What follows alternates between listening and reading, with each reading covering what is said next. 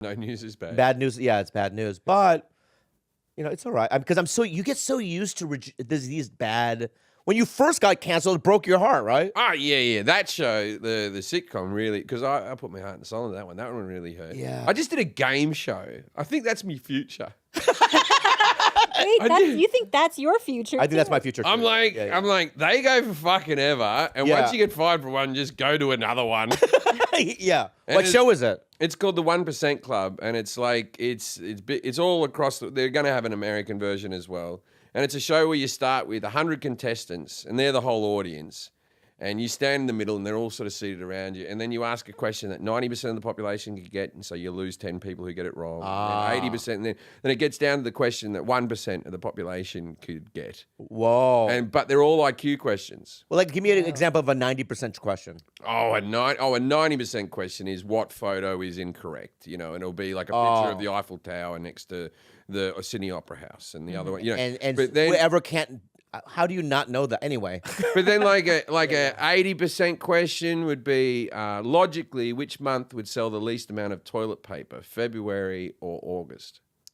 Wait, let's think about this. Think about it. All right, so what would sell the least amount, August or February? I would say the least amount is August. Why? Because you're a moron. February's got the least amount of days. Don't overcomplicate these things. You're like this. You're like, because I normally drink a lot in August. That makes me fast That's food. what I was thinking. So I'd be shitting myself. It's after the holidays. Yeah, and like in February, I'm working out, so my diet's pretty good. These will be firm shits, not much wiping. Is that what you're gonna do on the show? Fucking shame people when they get it wrong? That's what I have to do. Oh, okay. The job. You're doing your job. Well, it's like... And as an audience member, you're going, you got me. Even then, when I called you a moron, I felt harsh. Everyone stared at me. But so what happens is, at the beginning, you're just like, you got that wrong, like that. And then as they gets further and further, you start complimenting the people who get it right. Oh, right, right. And it starts off with like a whole lot of really good looking people. And they drop off quick. Right. They drop off quick Right. with the IQ questions. They just haven't had to develop it. It's not their fault, right? And then it's always some like bookish nerd at the end who's just like blinking at you. That's really funny. It's a great show. So you've shot a season or a pilot? Season's already done. And it's in England?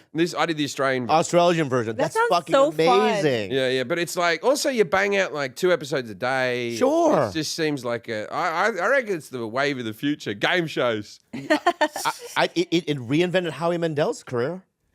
Reinvented? Didn't it invent? No. I like Howie's. I like Howie. Howie. One time I did Howie's podcast. Yeah. And he said, "Do you think you could call anyone a?"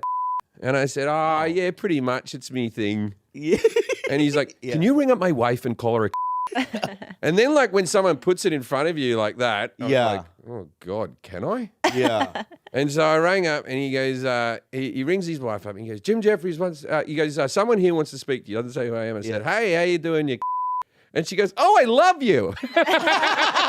Wow. And then I was like, oh, good. Yeah. Well, I used to say it more than most British people did on stage, but now it's like, in Australia, I remember in the comedy clubs in like the early 2000s, no one really said it. And now it's like the gates opened in Australia. Every comic's saying it. In Britain, it's pretty. Ireland, they were always saying it. The